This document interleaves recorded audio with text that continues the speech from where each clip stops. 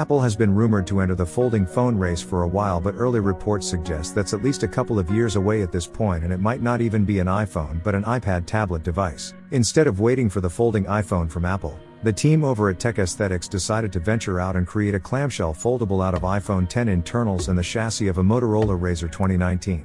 The resulting device is called iPhone V and took nearly a year of hard work, reverse engineering and multiple trial and error instances to complete. The team behind the project took an iPhone X screen and gutted out the glass cover and touch layers while leaving the flexible OLED.